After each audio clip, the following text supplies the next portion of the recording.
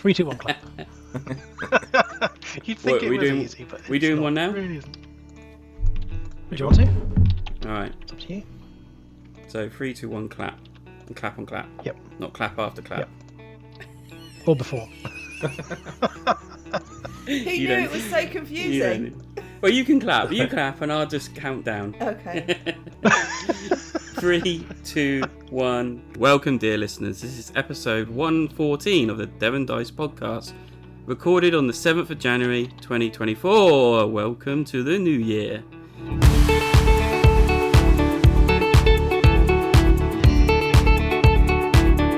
In this podcast, it's our New Year special.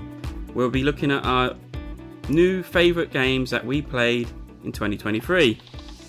Hi, I'm Joel. If you give it to me, I'm guaranteed to lose it, right? Host of the podcast.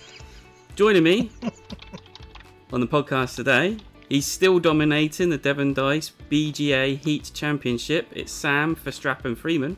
Vroom vroom. How do you, folks? Happy New Year. He's the only person on the pod to have not played Clank. It's Nick. Has a lot of other games to play first, sure. Hello, everyone. Backed by popular demand, and our token female host of the podcast, it's Claire. Hop along, right? Hi, everyone. Not sure about that hop along bit. Let me know.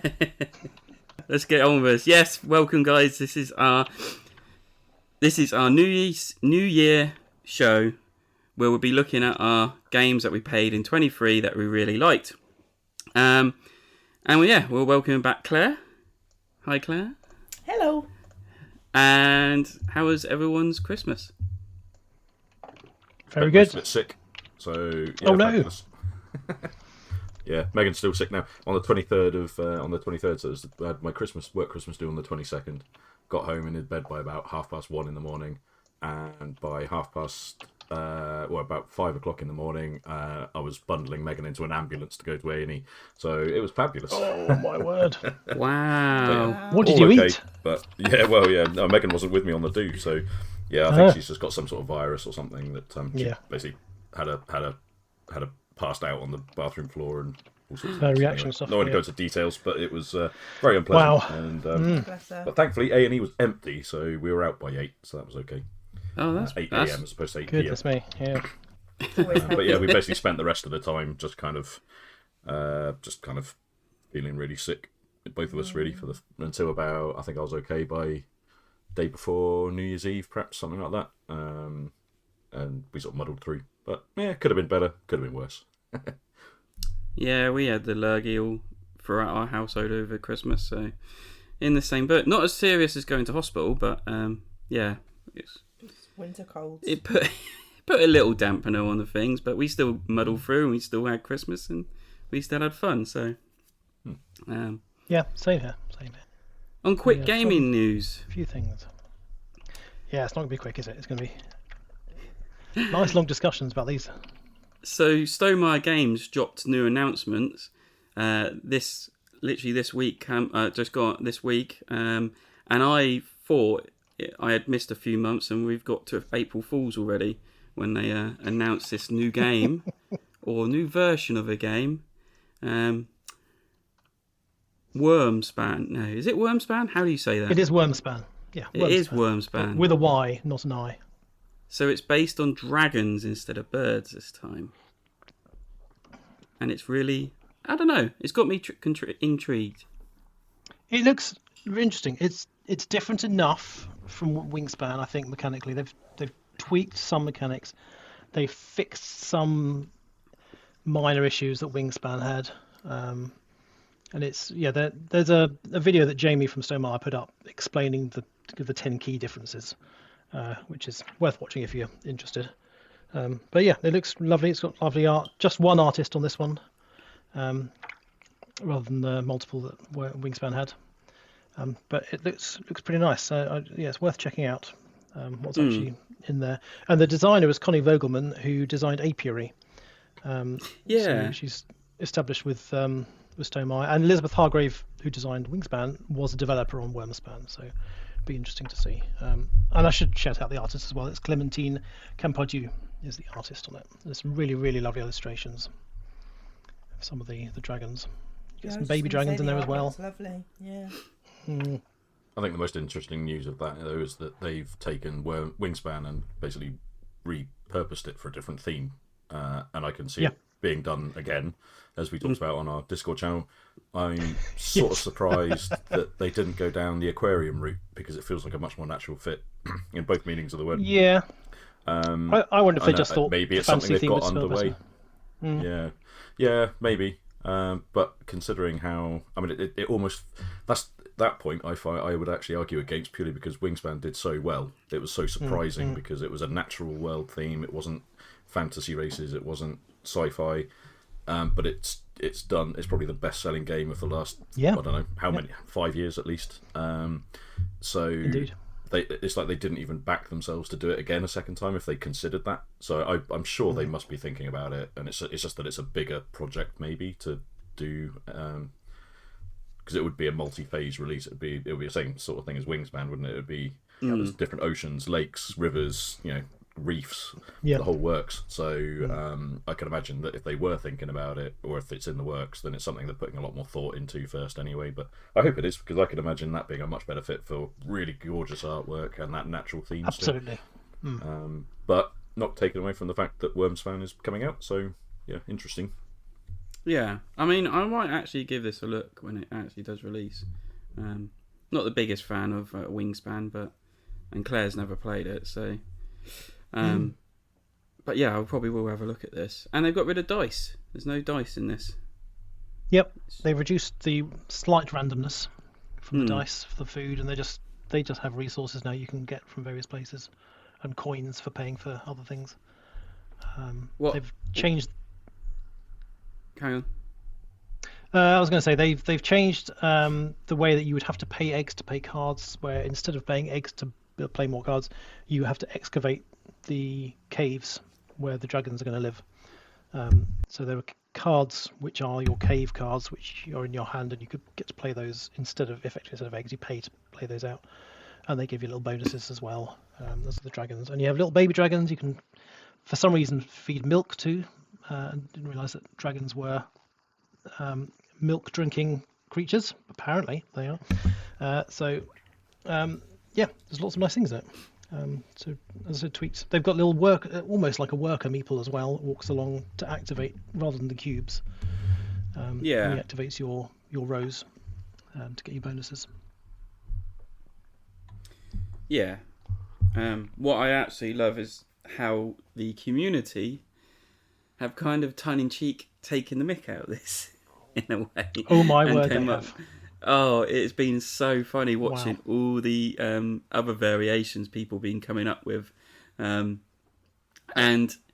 AI art has been taken quite a huge following along with it, hasn't it? When people complain about board game companies using AI for art, they've all been using it to make their own versions of this game. And so many different ones. It's been quite hilarious.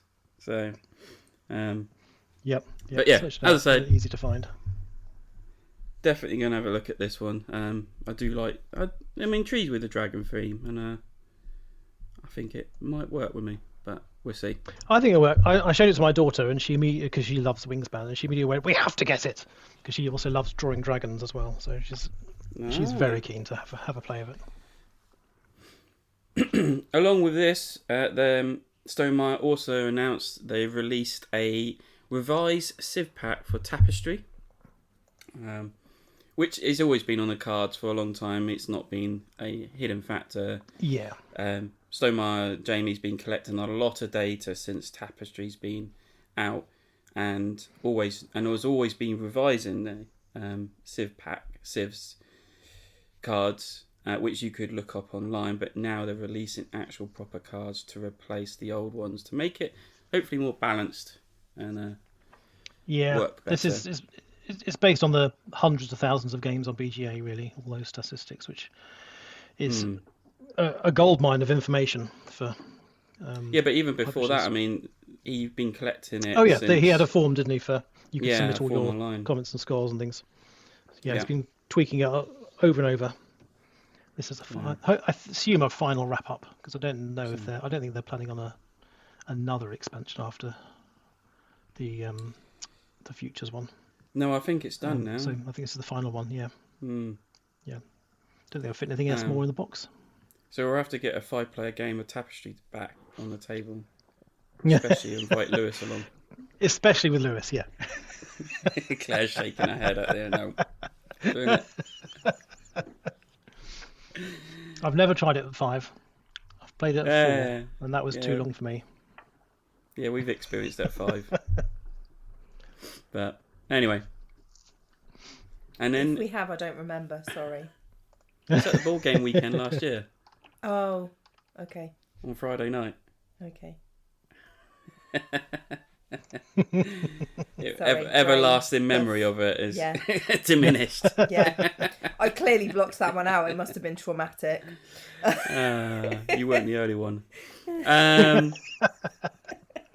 So, Splendor's getting another reskin, and it's in the Pokemon theme, which actually would quite suit this, I think. Got to collect them all. This is one that Sam put up, isn't it? So Sam, what did you know much about it? Only the fact that it's only available in Korea, which I'd imagine Doesn't is a look like an licensing issue. exclusive. Although you So- can import from eBay. There's lots of for quite expensive, to be honest. But Yeah. I'm just looking at one now because Board Game Geek's down apparently at the moment. So 84 quid it will set you back, which is quite a lot for a copy of Splendor. So yeah, maybe not one. Maybe only one for those that really must have a complete Pokemon collection. must collect them all. Yeah. But I mean, it is essentially exactly what you'd expect. It's Splendor as you'd expect, except instead of being gems, it's different Pokeballs. And your level 1, 2, 3 Pokemon are all the sort of Pokemon, essentially unevolved and evolved Pokemon. And the big ones are obviously the super dupers. Like the picture I'm looking at right now has got Charizard at what's the Charizard's evolved form? Charmander's the first one, so it's Charizard, isn't it? Yeah. So so it's obviously it kind of follows thematically. It makes a lot more sense than the typical Splendor, which is barely any theme anyway. This one at least does have some theme because you are essentially chucking Pokeballs essentially at Pokemon to collect them. So yeah, quite cool. Let's not pretend there's any real theme to it, but I'd say it's a lot more fun than typical Splendor, and you probably get your kids to play it a lot more easily than you would normal Splendor. Yep. And then what I might do is in November time, I might start hunting around because I'm finally, after 4 years, going to Japan in November, and I'm going to start hunting out. I might see if there's a copy of this available in Akihabara in Tokyo or something. That'd be cool. Yeah. Very That'd be exciting. awesome. Right. So on to our feature of the show. And these are our favourite games, best games we played in 2023. And caveat, it's not released in 23. It's basically our first time playing the game. So it can go as far back as 10 years ago if it was the first time you played it. So yeah, we do this every year. It's always been the same principle. And we got our 10 favourite games listed here. Yep, And we do. we'll see how long this takes. So I'm going to start off with number 10. My number 10 game is Great Western Trails New Zealand edition. I think this is actually going to be my favourite one of the three.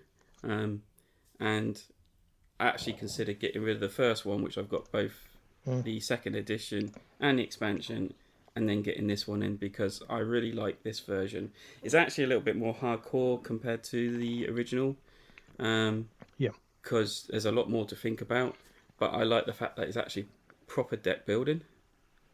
And it feels like there's a lot more to do and there's more ways of earning points than just the standard route of it going down. So yeah, I think it really, really like this version.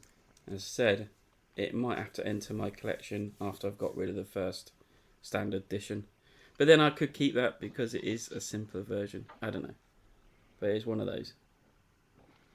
Yep, this is definitely one I still haven't played it, so it's definitely one I want to try out at some point because I've heard some great things, and I really enjoyed Argentina. Yeah, so I'm hoping Argentina this is is good. just as good. I just didn't think it offered much difference. I mean, the shipping and things like that was. That felt different enough to me that it was. Yeah, I felt that it was a better way of doing that in Argentina. but it never pulled me back to it. It was like I played it and was like, That's fair yeah, enough, yeah. it's fine. But I played New Zealand. I was like, I really enjoyed that. I want to try it again and try something different. Yeah. And I see a tactic and things like that. But so yeah, Cool. We shall play it That at was some it. point. Great Western Trail, New Zealand. At number 10 for me. Lovely. My number 10 is Mansions of Madness, second edition, which got to play just one scenario from it, but it was enough to make it a number 10 on my list.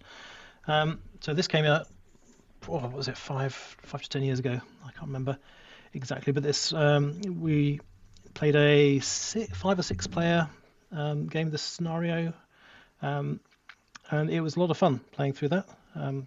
We had kind of the app was running storylines, had some like atmospheric music in the background as well. We managed to pull off the scenario by the skin of our teeth in the very last turn that was possible, so that was a lot of fun doing that. So given the chance, I would gladly play more of the scenarios. The guy who has it has actually moved away from Plymouth now, so probably won't do, but yeah, it was good fun, so one that I enjoyed. Awesome. My number 10 will be talked about later in the lists. It will. Oh, exciting. Now, Claire. Yep. This So is a little bit difficult for her because she can't get any links on Board Game Geek because it's down at the minute, which is typical for when we're recording. So she's now having to do this all from memory. yeah, it's okay. I'm getting there. My memory's not great for remembering what games are though, so that's a bit tricky. But so Clank Catacombs, we've played this a few times with different people. That is my number 10. Same mechanics as Clank generally, which is fine. The reason I've it's ended up at my number 10 is because yes, I would play it again, but I find because you can't really plan what you're going to do because the board can move at any point and gets added to, so I find that a bit more tricky because you can't plan too far ahead because then you end up not being able to do it. So yeah, kind of adds a different dynamic, which is fine, and makes Clank some sort of slightly different, but just not one of my most favourites. No, I mean I think it's become, both me and Sam has both said like we prefer the original over this because it's quicker. You can see what you're doing. And each game seems to take a lot longer in Catacombs to play than it does. the original. So Yeah. I think if we were given the option, we'll go straight back to the original. Yeah, Just to put that in perspective, for me, one of the few games I played over Christmas, I played original Clank with my friend Rich, and it was just 2-player, and it took half an hour, which, I mean, admittedly, that's the quickest I've ever played Clank ever. That is very, but it very literally quick. took half an hour. But it just goes to show that game can be done inside an hour, even with maybe 3 or 4. So, Clank Catacombs, though, if it was the two of us playing that, I suspect we'd still be playing it now. So, Yeah. Yeah. I should say it's Clank, so I'm never going to say it's still a good game, but I just think out of the two versions, I think a lot of people got sucked into it's amazing because you got variable board, and it is cool as a mechanic, but the negatives for it, I think, for me, sort of turn it, just outweigh it a little bit against the normal one for me. Yeah. Yeah.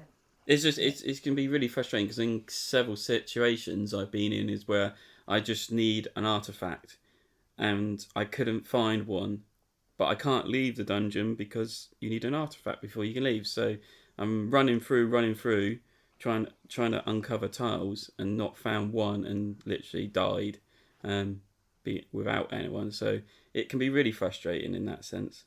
So yeah.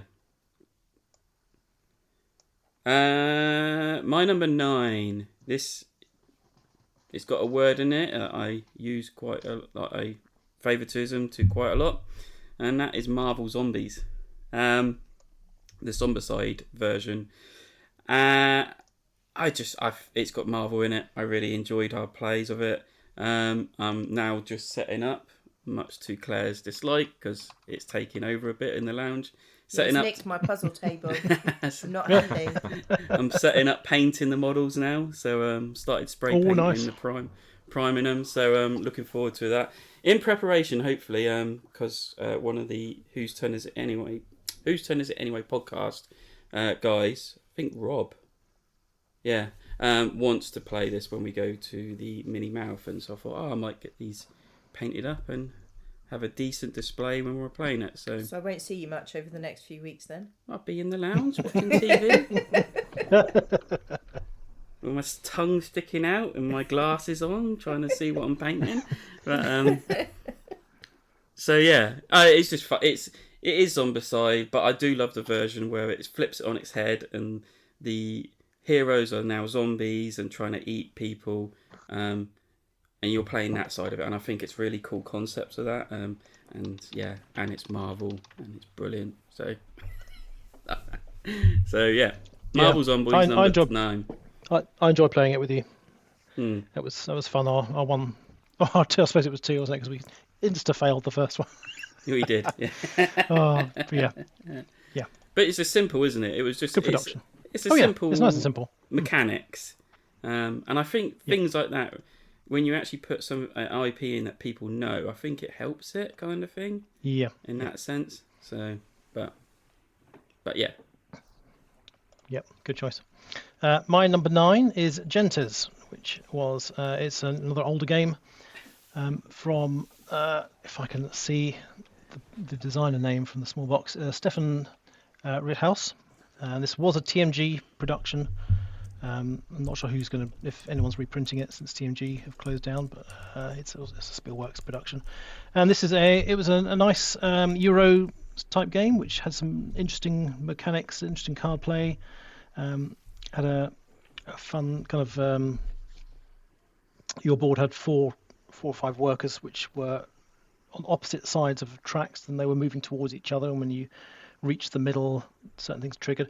It was a very interesting mix of things, with the way you chose actions and triggered the power of the actions, trying to build up your sets in your cards to get points. It was a lot of fun. I hadn't heard a huge amount about it after it initially came out, and this was just one that came up in the game group June last year. So I enjoyed playing that a lot.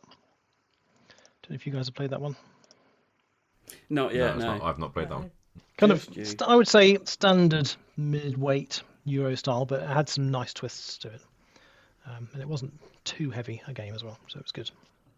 Yeah, it gives that feeling it's a real heavy game, but I mean, if you say it's really not. Isn't? No. Oh, okay. I would say it's midweight. Yeah, it just shouts. It looks heavier than it is because it's got lots of bits, but yeah, once you work out the basic mechanics, it's not actually that hard. It's just playing things in the right order. Sam. Yeah, my number 9 will be talked about. My number 9 will be talked about later in the list.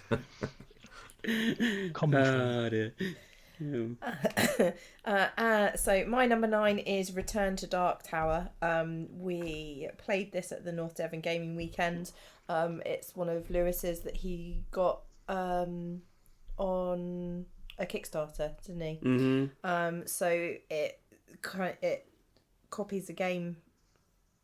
It's a sequel basically to 1981 Return to Dark Tower. Up to 4-player game, and it's got this amazing tower in the middle that has mechanics that turn it round and light up and make noise, and it comes with an app as well, so it's got a digital sort of aspect to it as well. Exactly what else happens, I can't remember. You just enthralled with the tower. That is just me, but yeah, the tower was like, wow, that's really cool. It was a co-op game as well as like some competitive bits as well. But actually, considering I was playing a game with Lewis, which sometimes is a bit tricky. Sorry, Lewis. It was good. We enjoyed it. It was good fun. It was one of those that I could imagine Isaac, our boy, enjoying playing. Unfortunately, we've not been able to find it, and it is quite expensive. So So this might have to ask Lewis very nicely if we could borrow his. Yeah, we were. This is my number 11 actually. Just missed out.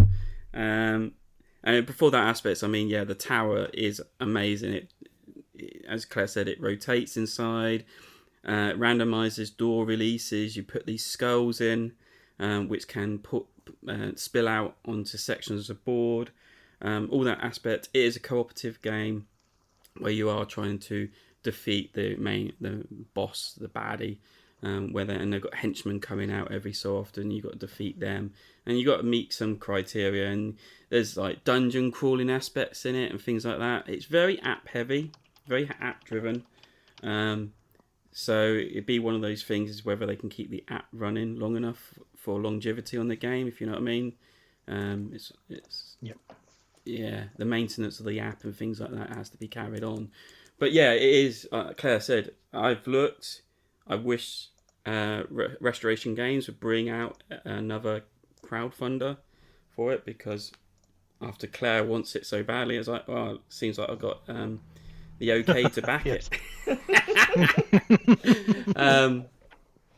So yeah, it was meant to be coming out on retail. Meeple's Corner had it up on pre-order for a while. I don't know if it's still there or it's been taken down. But yeah, it is a really fun game. Lots of detail in it, and that tower is amazing. So I'm slightly gutted I didn't back it. But that was because Lewis was still living in Devon at the time, and I just thought I'd play his. And then that's the danger, isn't it? Lewis. Assuming you can play someone's copy.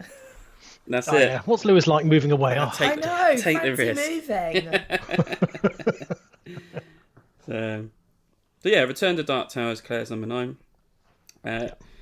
My number 8 is another Kickstarter game that I considered backing on its new version that's out at the minute. So Beast, and I've talked about this a few times already, is a one versus many hide and seek kind of game. So you can be a creature hiding away from the hunters, and the hunters are trying to track you down. And it's that kind of deduction that the hunters are trying to do of trying to figure out where you are hidden and try and defeat you. And I like this as the best. So there was Sniper Elite, which came not too high, not too far off, number 12 actually, and this one. But Beast just had it because there was more. I think there was more depth to it. Plus, you've got multiple beasts you can pick from to play, and you've got multiple hunters you can pick from and play from, and that's just in the core box. And they got other expansions out and everything. So I think it just carried this. It just felt there was more to this and more excitement to this game, and I experienced a nicer play of it. So yeah, Beast. As I said, they've just finished the crowdfunding for the expansion, and yeah, I keep wondering, but I'm not. Stop giving me daggers. Yep.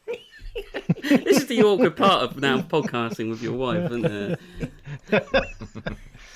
That's the danger. Right. So yeah, number 8 is Beast. Good stuff. Yeah. My number 8 is Peak Oil Profiteer. And this is, let me see if I can find out who designed it. So this was published by Two Tomatoes Games last year. And I can almost see the names of the designers. Here we go. So it's Tobias Gornbrandt and Heiko Gunther. And this is a game about greed and corruption it's implied that it's a kind of a maybe Russian or that kind of area of the world where they're digging for oil, and you're trying to tap the best oil and deliver it to the ports so that it can be sent off for huge profits. And you're engaging in you can influence other people by playing cards which if you control certain areas, then you can play effects on them. Some slight fiddliness in it, but it's we had a lot of fun playing it. I think we played it 4 players, and plays up to 6 actually, where you're playing out your actions, you're either trying to take control of areas, or you're trying to increase your influence in areas, or you will attack other people. And basically you're trying to establish oil drilling platforms and then get your oil from that area to the coast in the most efficient way. If you go through other people's areas, you have to pay them money for doing that. And it's all about making the most cash.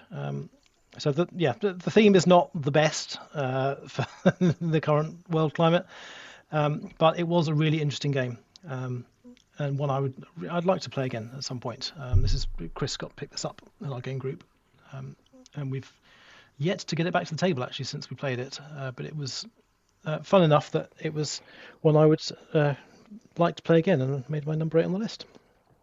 Another one I looked at and I thought, I wouldn't mind playing that. Looks interesting. Yeah, some good stuff. My number 8 is finally one I can talk about. Yay! And it is Namiji, which is the spiritual successor to Kaido, from Antoine Bowser and Funforge. It's, instead of it being a road that you're walking from left to right, it's a more sort of standard board this time in a circle. It's like you're a fisherman.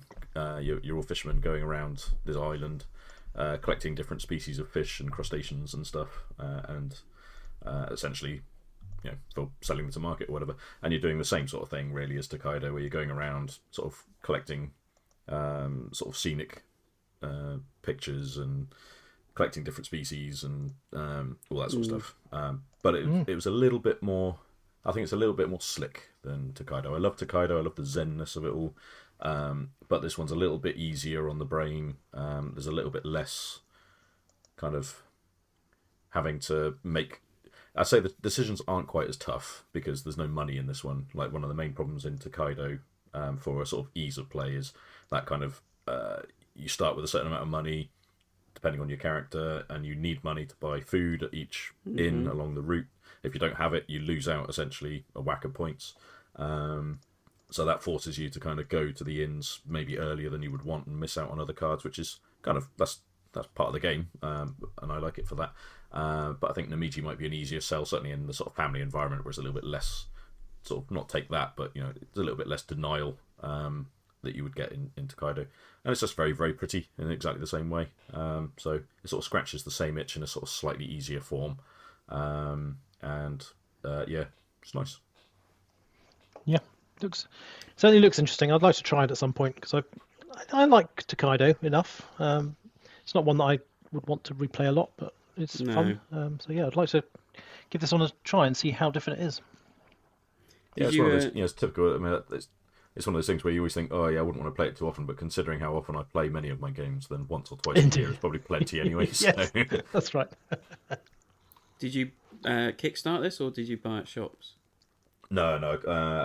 My brother-in-law got it for me for birthday. Okay. Yeah, because it was a big hassle. It didn't even cost me a penny. Was it kickstarted, or was that the one, or was it their Tokaido collector's edition? I definitely had a problem with Tokaido a little bit. It was a little bit delayed. Namiji maybe. Oh, it was was it Tokaido Duo? Maybe was the one that they struggled with, or something. I can't. Right, yeah, there was a big thing with Funforge mincing the deliveries. But again, that's why I just don't even want to. If a game's being published on Kickstarter by a main publisher, then I'm not going to bother kickstarting it because it will come to retail. Like Undergrove, AEG, I'm not going to kickstart it. Why would I bother? It will come to retail probably quicker than I'd get the Kickstarter version anyway. So, yeah. Awesome. So, my number 8 is actually talked about further up the list, so I will move on to Joel's number 7. Is it? Yeah. It is. Nick's got it further up. Ah, so I didn't highlight that. Okay, well spotted. Yeah, I tried to highlight it, but I couldn't work out how. Well spotted. Okay, my number 7 is Sam's number 10, and that is Thunder Road Vendetta. This was just fun in a box, and it's another Restoration Games that they've took an old game and vamped it up and put all the gubbins back in it and made it a bit of more of a gamer game, because I don't know what the old version was like, but it still had that felt like it like it felt old but modernized as well, and I just lost the chaotic movement, and anything could happen in it. And really it's quite funny because when you think about it, like it's like a 12-second race at the end of the day. It's these cars trying to get from one end to the other, but they could all explode in the first couple of turns, and it'd be one person left. So what I'm really glad about this was, again, it was another one of these I didn't back because I wasn't sure about it. As soon as I played it, loved it, but like trying to get hold of the Chrome version, which is like the deluxe version, was like 500 quid on eBay. But they have announced that they're going to re-release it on BackerKit, and cool. bringing out a little expansion to go with it. So I think that'll be another game I'll be looking at when it comes out, because I really enjoyed it. And I think like it's so simple that Isaac would play it. It goes up to 6 people, so you can have lots of people playing it. So yeah, I'm really looking forward to it. Yeah, it's cool. Sam? Yeah, looks really cool. It's a bit of proper old retro fun, which is what I love, Yeah. but feels kind of modern at the same time. So yeah, it's really good. Typical Restoration Games fare again. You know, taking a fairly classic kind of formula, but making it feel super contemporary. Love it. Yeah. Did you play the Chrome version, or was this the standard version? Yeah, the Chrome. It was the Chrome one. Yeah. Yeah. It was super nice. I was a bit disappointed. One of my friends' wives, she contacted me to ask what games I'd recommend for Darren for Christmas. I kind of get this question near enough every year, and I couldn't remember exactly what he'd got. And I was just like, I think either Dune Uprising, and I was just like, when I looked, it was like it wasn't even out at the point where I recommended it. So I said, if that's not out, I'd definitely go for Thunder Road Vendetta. And I got a message from Darren on Christmas Day saying, thanks for your recommendation, can't wait to play it. And I was just like, but which one was it? I've got no idea. It turned out it was Dune Uprising, and I won't deny I was a little disappointed. I was hoping to have a little bit easier access to Thunder Road would have been nice. Well, I might have my copy soon. Excellent. Fantastic. That's the way to do it. Another one for Devon Dice Con. Yep. That's it. And we need to set a date for that. My number 7 is Planet Unknown, which should be well known for people. We did a review of it last year. This is a game from Apple Games by Ryan Lambert and Adam Ryberg. And in this game, if people don't know, which they should do because they should have heard our review going over all of this, but you are terraforming each player is terraforming their own planet using polyomino placement to fill certain areas of different types. You've got a little rover that's going around picking up meteorites, picking up life pods and things, and you're trying to do it the most efficient way, moving up tracks, triggering bonuses. It was lots of fun. I've played this quite a few times now. It was quite a favourite at the club for a while. And it's just good fun. It's a nice way of doing polyomino tile placement on the map.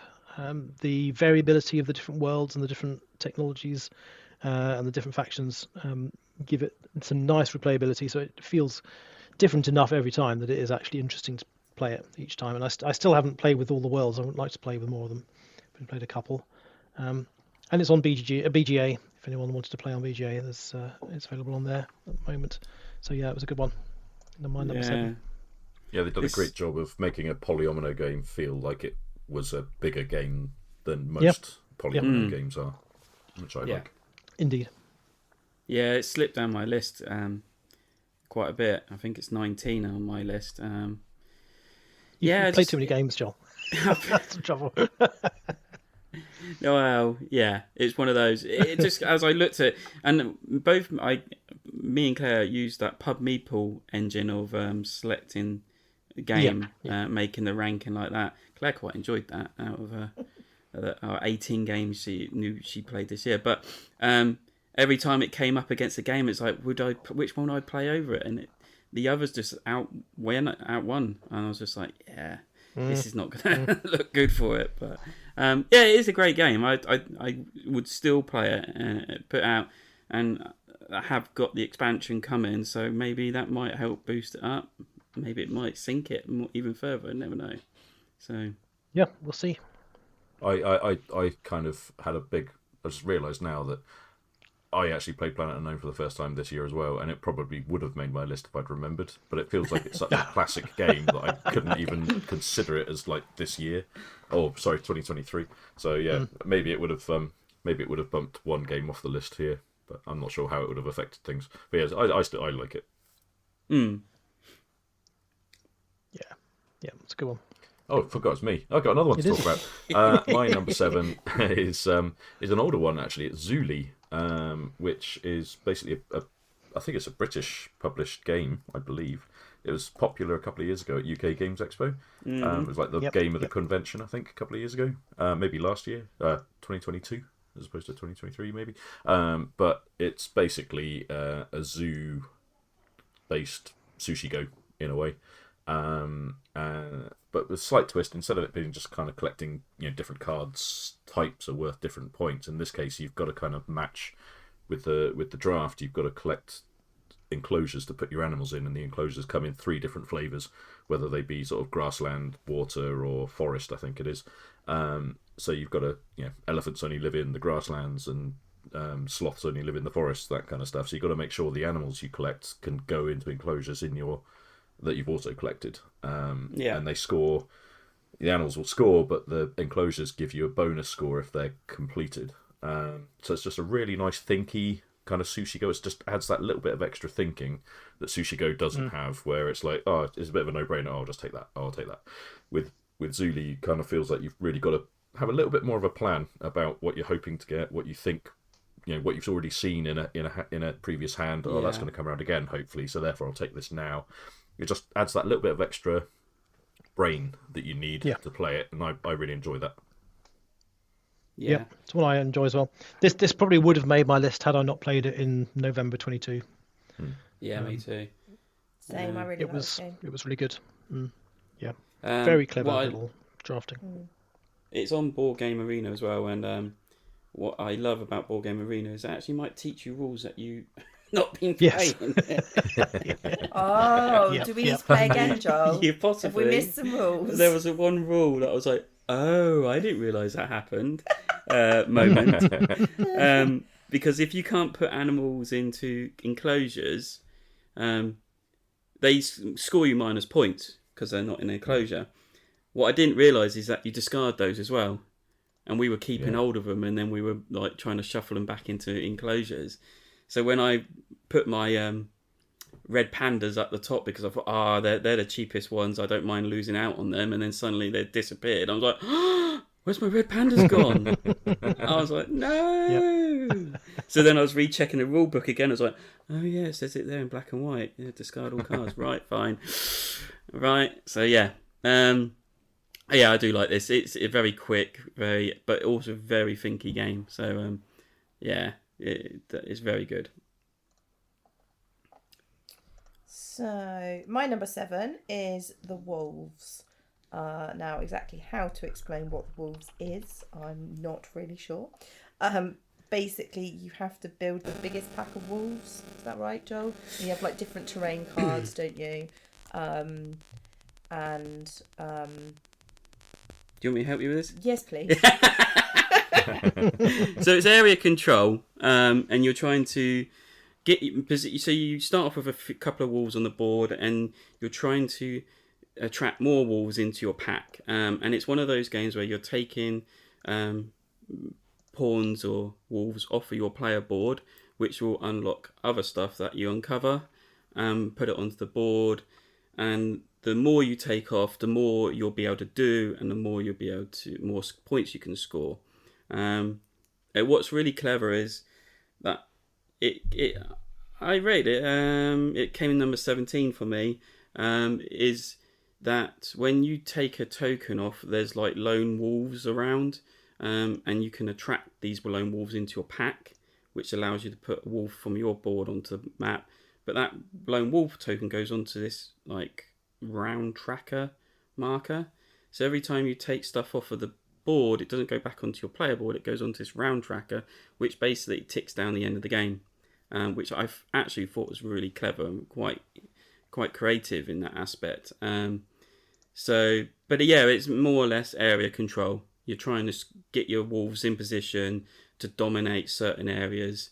And then also the main mechanic of activating stuff is flipping tiles over of the same terrain that you're trying to activate in.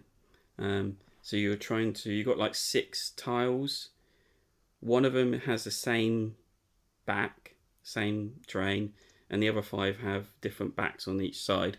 And you're just trying to work that combination out. I was like, well, I need to focus in like the woods, but I need 2 tiles of woods to flip over. If I flip this one over this turn, then I can flip 2 woods over and be able to do what I want to do in the woods. It's quite clever in that aspect, quite thinky. I enjoyed it for that. Yeah, I was going to say I like the thinking in it, but also it's got good replayability. We've played it a few times, and I've played it a couple of times. I've got rid of it. Oh, what? Because he thought it was that good. Didn't ask me though. No, I didn't see much replayability after a few games. You've obviously played it too many times compared to me then. And yeah, I just thought it was good for the games we played. I enjoyed them, but I just thought there'd be other things I'd rather play than this. So yeah. So I won't be playing that again for a while then. There we go. Birthday present. I'll buy you another copy. No. One for Devon Dice. Yeah. One for Devon Dice Con. Yeah. Oh no, maybe not. Oh, there's only so much space on my shelves. That's the trouble. Yeah, but have you seen how many shelves he's got? But funnily, there's always room for one more. That's what I keep saying. I get told off. All right. Anyway, so that was the Wolves at number 7 for Claire. Number 6 is a game I actually got for me and Claire for Christmas from Santa, and she hasn't played it yet. To be honest, we haven't played a game since Nigel and Karen came around last. No. So just because of things going on, things like that. So, but yeah, I have got this because I really liked my play of it at GridCon, and that's Art Society. It's another tile laying game, and you're basically trying to cover your wall with paintings and ornaments, but there's like 4-5 different types of paintings, and you can't have the same painting together because it creates a faux pas and they won't score any points for you. There's 3 different frames you can get around these paintings, but they can be together, and when they're together you get extra tiles to put down and things like that. And it's that kind of juggling stuff around of like trying to put your paintings in the right place. Once they're up, you can't move them. They have to stay where they are. And then you're also this element that one out of how many people are playing, there'd be 1 extra painting to choose from.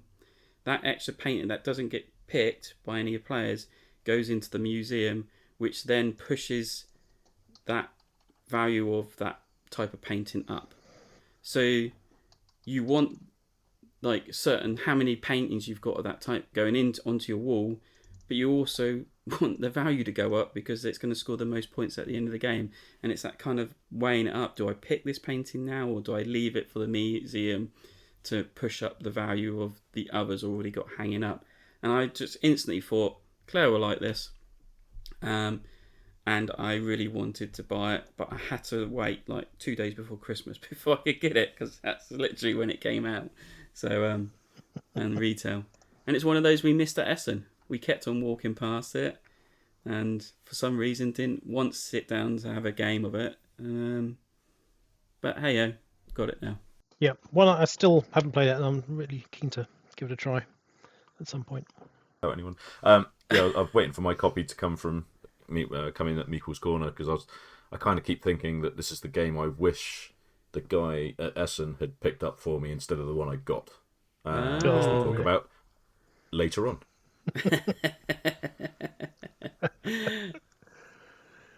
Cool. My number 6 is Cabanga, which was Claire's number 8 on her list. Yep. And this is a nice little card game from Amigo, designed by Michael Modler. And it is a short game as well. It takes about, in theory, about 20 to 30 minutes to play.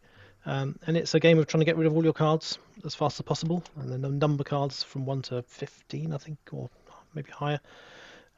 And you've got 4 rows of cards in the middle, and you're trying to play your cards so that you are as close to the card on the other side of that colour as possible, because every card in between those two numbers, if other players have them, they'll throw them at you, and you have to draw extra cards from the deck. And you're trying to get rid of your cards as quickly as possible. But yeah, we played this at GridCon, and it was great fun. I enjoyed it a lot. It has that feeling of Six Nimmt, but I think this is more fun than Six Nimmt. I think it would probably replace it for me because there's less confusion about how to play. And I could see a number of different groups playing this, a number of different ranges of playing ability. It was just a lot of fun. Yeah, Claire, it's really what were your easy to thoughts play, on it? isn't it? Yeah, I just found it fun. It's easy. It's, a good, fun sort of starter game, filler game. Need to introduce it to the kids, actually, because I think they'll probably quite like it. Just you don't have to think about too many rules or anything, do you? So Indeed. yeah, and it's fun to throw the cards at other people as well. Yeah, exactly. Cabanga, or what have we had? We've had Carabanga. That's it. Teenage Mutant Ninja Turtle. Anything of weird names beginning with C. Yeah. Yeah. So, but yeah, it's good fun. I've really enjoyed playing it. We've done it a few times. What's ironic is I got you guys to pick it up for me from Essen, and I still haven't played my copy. Yeah, it came 15 on my list. I think it's a brilliant little card game. I actually really do enjoy it, and it's one of those good filler games. So yeah.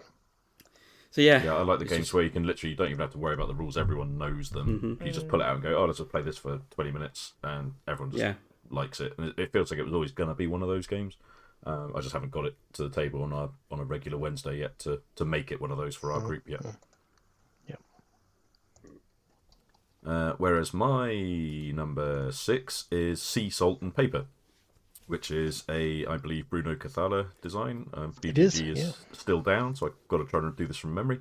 And it's, again, a tiny little card game, really. Comes in this tiny little box. It's almost a bit like a Oink Games kind of size box. And it's a range of different sort of sets of cards in a range of colours. I think it's about 8 or 10 colours. And each different type of card has different requirements in terms of how they score or operate. And it's very, very simple. You either take a card that's face up on one of 2 piles, or you draw 2 cards from the deck, pick one and put one down on one of the 2 face up piles. And you want to be the first player to have 7 or more points. And when the round ends, and when you get to that point, you can choose to either stop or I can't remember what it is now. It's stop, where everyone scores their points, or you say last chance, and everyone else gets one more go around the table. And if you've got the most points at the end of that, it's like a little gamble. If you've got the most points at the end of that round and everyone reveals, you score your points and your colour bonus, which is 1 point for every colour in your highest set. And everyone else only scores for their colour bonus. They don't get any other points. It's just a fun, quick game. And it kind of, I wasn't that bothered by it until I went to Leeds with a friend, and we went into Travelling Man in Leeds. And I just thought, I'm just going to buy something little that we can play in the pub, because we're up there, doing craft beer tour kind of thing. And I thought, well, it'd be quite nice to just play something while we're drinking, and played this. And not only did my mate Andy love it, we went back to Travelling Man the next day so he could get his own copy along with it. So it cemented itself as a favourite right away at that point. So I knew it had to be on the list. Very interesting. I played this on BGA once when it came out. It was 4 or 5 months ago, and I didn't really like it on BGA. I didn't get the interaction, and that was probably because it was turn based. And so there was quite a lot of time between turns. But I didn't feel there was enough there. But if you say it's a quick, fun enough yeah, I think certainly in real time it would probably be a lot more interesting. Yeah, maybe it's Yeah, some you games definitely are need to just have that designed quick. for. Yeah, I think you can't have the game that's that quick that's on Yeah. PG, especially turn-based. It's hard to really get into it, whereas actually the Yeah, speed of it yeah. normally is kind of like what kind of makes it good. And Yeah. I think you need to be, even though we played fine with 2 players, actually it sort of feels better as a 3 or 4 player game, like most do in that sort of situation. Yeah, yeah. And I like the artwork on it, the origami animals. Yeah, And the fish. artwork is cool. Yeah, very minimal, very modern. It's very good. Yep. That's good. So my number 6 is further up the list for someone else. Alright, I was going to make some noise over It to is. number 5. Number 5 on mine is... Yeah, we can talk about it. World of Wonders, which was Sam's number 9. And it's also Claire's number 5 as well. Yeah. So it is actually quite funny because when I originally did my played games list, I missed this off. I forgot all about it that we played it. And it wasn't until I was watching Paul Grogan's Games of 23, and it was number 10, I think, on this list. I was like, oh yeah, we played that. Why is that not on my list? So I had to reshuffle my list again and redo it again and then add it into Claire's list. And it's quite funny because I think even Sam forgot he played it because he added it as we were recording it. Yeah. So it's one of those games. It actually did hit. I mean, it's high up on mine and Claire's list.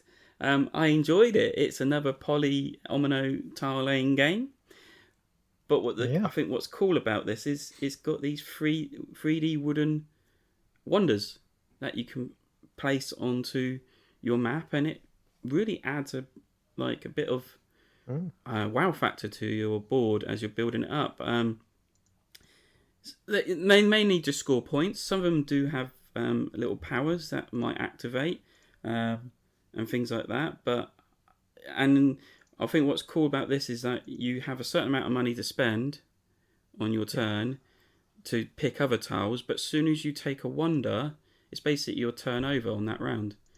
So you've got to weigh up whether you want a wonder straight away, because there's one that's like saying, yeah, take me, or you wait it out and see if anyone else picks it. So yeah, I'm looking forward to this. It's another game that it's on my wish list, and especially because the expansion's coming out in the near future. Yeah, no, it's a cool game. For me, I think we're talking about Planet Unknown as being the other polyomino game in the list. I think Planet Unknown would have actually made it on the list in place of World Wonders for me at this point, purely because I think I've played it more. World Wonders I've only managed to play 2 or 3 times.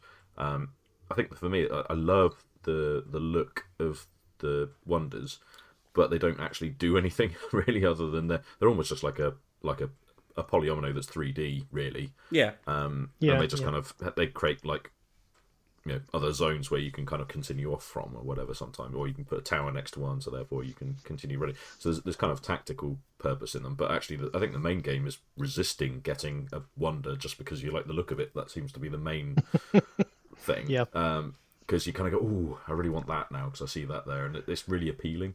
But actually, I think one of the games we played, I think someone had basically no wonders but won the game because they just focused on getting those enclosed zones of buildings was a lot more valuable than getting the wonders. So it'd be interesting to. I think there's a lot of sort of strategy to mine in it in terms of how best to do it. So it is really engaging. On that score, I'm not sure how much longevity it will have for me long term. I'm certainly not going to be getting the expansion straight away, but I'm going to give it a few more plays to see. Yep. Yeah, I think I agree. I need to do some more plays. I've only played it once, and we did have to very quickly wrap it up because we were playing it on the ferry and we realised that we were just coming into port. But what I played with it just on that one turn, I really enjoyed. So I think, possibly that's why it's maybe higher up the list. Maybe if I play it a few more times, it'd be interesting to see whether it stays up that high or whether I go, kind of, sort of played its turn. So we'll see. I definitely need to play it a few more times. I think the one thing for me is that it does play quite long, like we're talking about with Clank Catacombs as well. It plays longer than you expect it should. Yeah. Well, that was the thing on the ferry. Yeah. I got it out. I said, "Oh, let's play this, Claire, before I have to give it to Sam." Thinking I played a solo version at night time before and thought, "Oh, this is quite quick." And we got it out, set it up, taught the rules, and yeah, it took ages to the point that we just wrapped it up, and the ferry was like just doing the last few meters into the port kind of thing, and had to scrape it into the box. So I hope I didn't lose anything in that movement. But yeah. It's one I would like to try at some point. I haven't had a chance to try it yet, but it's bizarre. It's the second in a row from Arcane Wonders, which is polyomino, because they had Foundations of Rome last year. Oh yeah. That was Arcane Wonders, wasn't it? Yes, it was. And obviously that was fully 3D everything, which probably should have been a smaller one with flat tiles. Yeah. And this is a flat tile one with a few little 3D bits. But I'm intrigued. Yeah, it's had great reviews, so I'd really like to give it a go. Sam, you got anything to say on it, or you? I think I've said enough. Okay, right. You just kept on trying to say something, and we kept the on only thing I would say is that we're very diligent in saying the whole if your game is highlighted, then you skip it because it talks about it later. Maybe it's because you guys are in the same room, but Claire should have had been able to see World Wonders first. That's true. You even highlighted it, Joel, and you haven't. You ignored it. I ignored it. Highlighted it the wrong colour. That's the trouble. He had to get in there first. That's what it was. The colour highlight was my fault because I'm colourblind. I couldn't see which colour it was. Okay. It's Oh. a strange salmon colour he's highlighted. I did wonder why it was a weird colour. I was just thought, right. So my number 5 is Skull King, and this is a classic trick-taking game. And the first play of it I had was on Boxing Day, I think it was. I got this for Christmas. I played it with my son, my 11-year-old. He loved it. He kind of latched onto it straight away, and the idea of it, and we played it probably a dozen times in the next few days after that. So this is a trick-taking game in which there are 4 suits with numbers from 1 to 14. One of those suits is always trump, and then you have some special cards which are mermaids, soldiers, and the Skull King himself, and some white flag ships as well, which do kind of special powers that you can affect the trick with. And the slight interesting thing is that the suits, you have to kind of follow suit if you can, but if you can also play a character instead, and the character cards are they beat the number cards. Apart from the white flag is always effectively 0, but the mermaid will beat number cards. The sailors will beat the mermaid, and the Skull King will beat the sailors, but the mermaid will beat the Skull King. So there's kind of a little loop in the logic of what beats what there, which makes it a very interesting kind of push your luck of, I want to win this trick, but I'm going to play that, and hopefully no one's going to beat me. And it's played over 10 rounds, and each round you get 1 extra card in your hand. So you start with 1 card, and you get to the last round, you get 10 cards. And you have to bid. So it's a simultaneous bid of how many tricks you think you're going to win. And it doesn't matter. You don't have to. You're not trying to win all the tricks, but you're trying to match your bid exactly. Because if you don't match it exactly, you don't get points. Although there is a variant scoring which allows you to do half points if you're 1 out. So yeah, it was really clever little trick-taking game. I can see why it's such a classic, and I really enjoyed it. Yeah, it's one of our favourites on a Wednesday night. It comes out regularly. One of our crews, that is their favourite game, and it's one that's just it makes you laugh all the time. A number of times you get sniped by somebody. It's like you've played the Skull King, and then it rarely happens, but you put your Skull King down thinking, I've trumped everybody, and then the last player puts down the mermaid, and you're like, it's just fantastic. I love it, and everyone's escaping. You go, oh no, I'm winning a trick I don't need, and also, but tactically, you kind of want to you don't always want to win tricks. It's really annoying when you've got like 5 or 6 cards in your hand, and you get one. You got the Skull King, for instance. You go, oh god, I'm not getting rid of this. I've got to bid 1, but because you actually get more points for betting 0 and getting 0 by that point. Yes. So you get, I think it's 20 points per trick that you win, or 10 points per trick, one or the other. Yeah. But if you're only going to get 1 or 2 tricks, you're better off bidding 0 and trying to get rid of them, because you get 10 times the round number. So if you bid 0 in round 6, you're getting 60 points. Bid 0 in round 10, you're getting 100 points. So it can be a huge swing. So it's really fun in sort of trying to be tactical about how you're bidding, and forces you to either go big for lots of tricks or bid 0 and try and get rid of cards that are otherwise good. Really good. Yep, great fun. It's still one I need to play.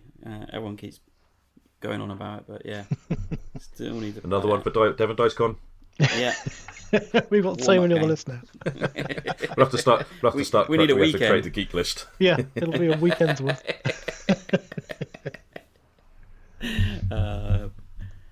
Okay, my number 5 very quickly is the Castles of Burgundy. I had never played it before because I had looked at you and talked about it on the show. I'd looked at it and just went, I can't see any difference between any of these components. It may as well just be all brown, dirty. It's just horrible. I hated it. So I was just like, there's no point in me trying to play it. I just don't even like the look of it. And that changed this year when I was not made to, but everyone else that I was playing with at the time wanted to play it, and I was like, okay, fine, but you're going to have to help me with the colours a little bit. But it was the 2019 version, which is a little bit tidier in terms of the colours, a little bit easier for me to grok. And as we spoke about in the previous show, I liked it so much that I bought the special edition from Zatu Games. It arrived actually on the 23rd, so I got it before Christmas and was able to play it for the first time properly on Boxing Day. And it's fantastic. I love it. Yeah, it's really, really good game. Yeah, can't get enough of it. Played it loads on BGA now as well, just to sort of try to cement all the different tile types and things in my brain.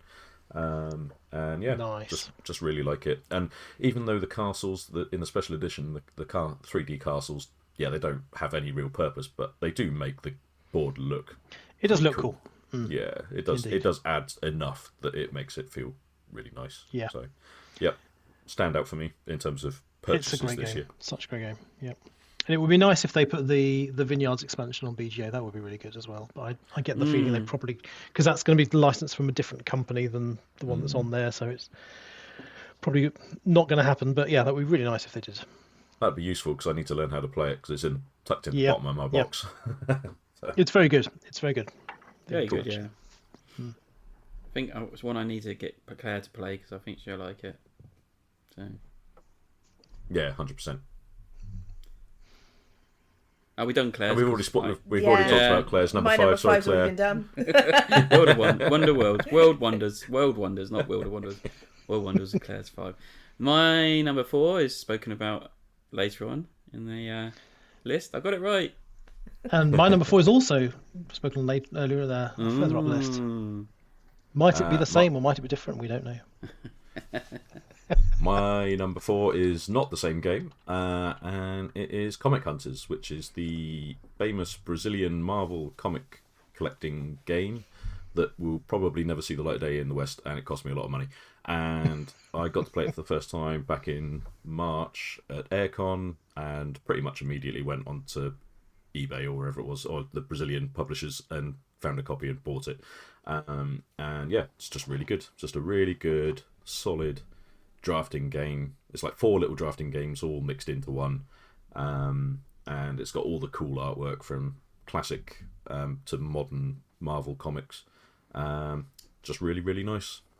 We've spoken about it quite a bit. Don't really need to say much more. It's another one for Devon DiceCon. It definitely is. I really want to play this.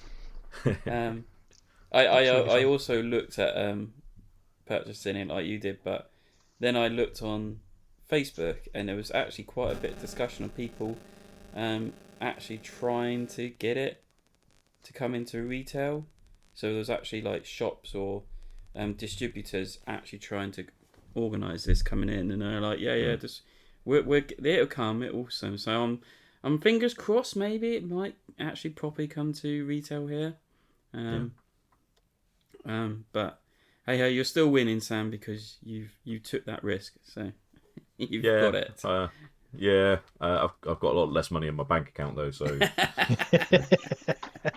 slim victory there. Oh well, Indeed. but you've got a game, and that's fine. I do. I love Claire. it. Sorry. So my number 4 is Celestia. It's a push your luck game. You are in an airship, and you have to decide whether you're going to keep pushing along to the next city, or whether you're going to jump out and bail ship, and you're trying to collect gems and treasures along the way. And I just found it quite fun. It was really easy to learn. It didn't take too long to play. And yeah, it was just one of those games that was just quite a good, sort of a bit longer than a filler game, I guess, but really easy to learn and really fun. Yeah. And just that like push your luck aspect to it of, oh, do I stay or shall I jump? Yeah. Yeah, it was just a good game. It's nice artwork. The artwork's nice on it as well. It is lovely artwork, yeah. And nice components overall, I think. It's nice. Chunky airship and stuff. Yeah. So yeah, enjoyed that one. It was good fun. I think I've never played as well. I'd like to You've play not that. played it? No. Even people that are not colourblind struggle with one of the sides of the dice because it's like a bright yellow on a white dice, and it's just like, is that a symbol? Is that a white blank dice kind of thing? So it's, yeah, a little bit bad design on that tiny part of it, but yeah, I do enjoy this quite well, and we played with the expansion, so it's got that wonderful kind of thing of the special powers where you might hop off the airship, but the next player goes, "No, you're not," and hooks you back in and pulls you along to the next one. Where do you think you're going? Or the anchor where you just play it and the airship's not moving kind of thing, and it's just like, oh, okay. Yeah, it's got great interaction because of those cards, and just makes it a lot of fun. Yeah. And it's on Board Game Arena as well, so you can put it on there if you wanted. It is. It's a pretty terrible implementation, though. Oh, okay. Oh, is it? They try to emulate the 3D-ness a little bit too much, and it just visually it's awkward to work out, and the controls aren't intuitive and stuff.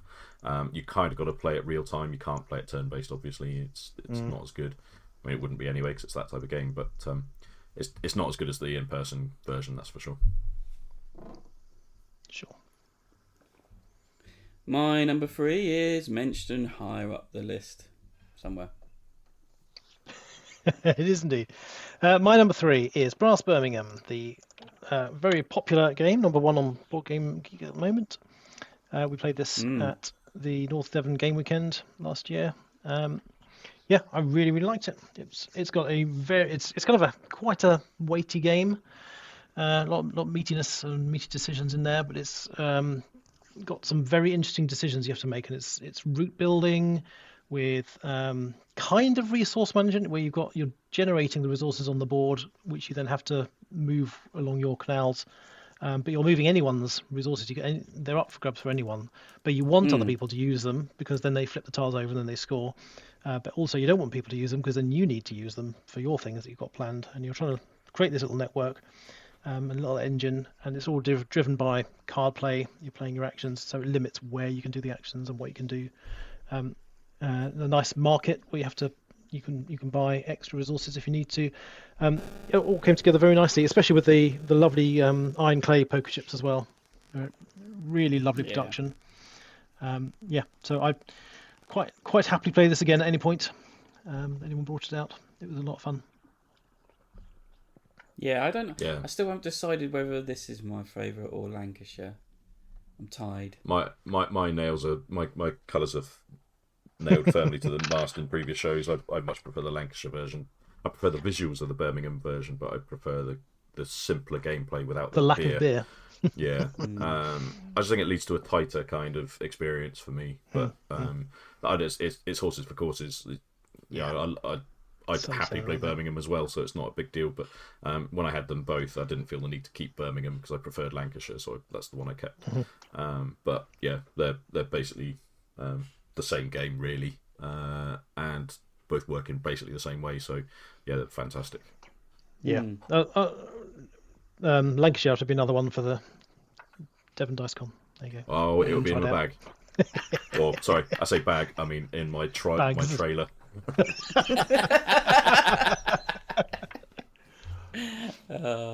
Mobile library.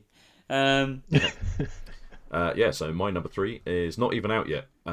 It's the Fox Experiment, and I got to play this at UK Games Expo, and yeah, love it. It's sort of cemented Elizabeth Hargrave in my brain as a designer that's a must play for me.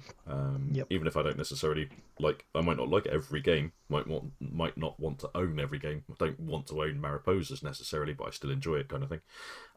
But the Fox Experiment is one that I will definitely be trying to get, preferably the Kickstarter Deluxe that I never actually backed because I'm an idiot. But to be honest, the retail one would probably be just as good. It's exactly the same game, Yeah, just I'm sure I will. slightly less fancy components. But gameplay-wise, it's just, again, a very clever mesh of a real-world theme and mechanics, which is just the thing I absolutely love about her games to date.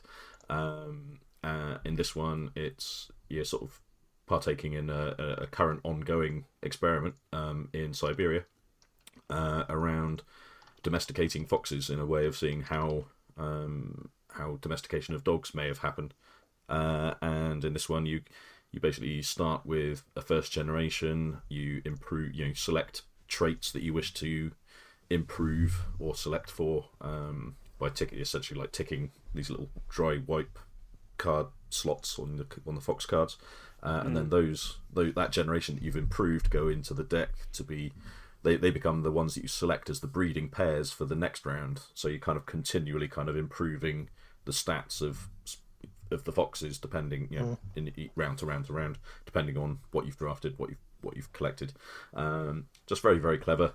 Really enjoyed it. Thematically really fun and interesting. Yeah, just really, really good. Can't wait to finally get to play it again.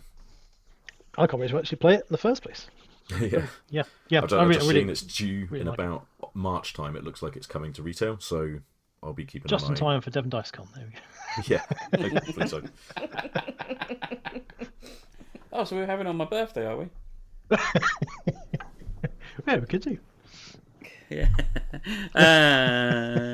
Claire. Yep, so my number 3 is Sky Team, which was also Joel and Nick's number 4. Yes. And I've actually only played this once yet. I'm looking forward to playing it again. Haven't played it since, just because things have been busy and or we've been ill and I've just not had the concentration span to think about it. But really enjoyed it. I think I'm going to leave Joel and Nick to explain it because they've played it more times than me as well. But yeah, I really enjoyed it. It was really good fun. I'm looking forward to kind of seeing how it expands and grows on that initial first game. So yeah, I mean, it's a 2-player only game, cooperative game. It's got to be one of my favourite 2-player and cooperative games out there. Essentially, you are basically a pilot and a co-pilot landing a plane at an airport. You've got multiple rounds, probably around about 6 rounds to safely land the plane. And if you fail any aspect in previous rounds, then it's a crash instantly. It's got this aspect where you cannot communicate within a round, but you can communicate between rounds. And people find that a little bit weird, while you can't communicate. But the point of when you're actually taking actions in a round is kind of simulating you doing minute twists and that to minute alterations and flipping switches in the cockpit. So it's only taking seconds, if that, to do these actions. So you've got no time to communicate between that. And I think it is kind of thematic that in that sense. And I think that's why I enjoy it. Me and Nick's played it both physically and on Board Game Arena. I think we kept on smashing it out on Board Game Arena. Yeah, we became a bit too good at that. Well, we're too good at the base game, and then we thought, let's up the ante a bit, and then we went on to you started banging all the modes. expansions, yeah. So we kept crashing what's really nice, and it was quite surprised because I picked this up from Essen. It was one of those I had to queue up and literally elbow my way through make sure no one else got in front. But is you get the base game, it comes with components, and you take out the box underneath, the liner inside, and it's like, there's more components. And you start flipping through, and they're giving you lots of different scenarios with lots of different other little mechanics to chuck in there to make it more difficult or change it up. And it's a ton of variety in it. And it's amazing how different it makes it as well, adding all those little modules. Yeah, definitely. Quite a different feel than what you're aiming for. Especially if you're very used to the base game, it'll completely change the strategy that you have to go with.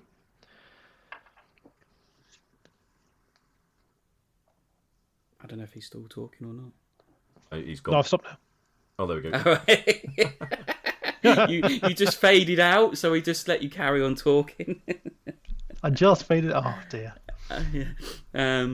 So yeah, I don't know what you said. So I can't remember find out when you listen back to it. Yes, you'll find out. Be interesting, wouldn't it? I'm sure all the listeners will be fascinated by what I said. Yeah, it's just a really interesting game of dice placement with no communication, and I think what I like about it is that what you're placing is kind of how you communicate with the other player. So you can think, oh, I've got some really rubbish dice now, so I'm going to have to place this here because the other person is going to have to play something specific in the other slot, which means they have to have the opportunity to change the dice if they need to do that. Yeah.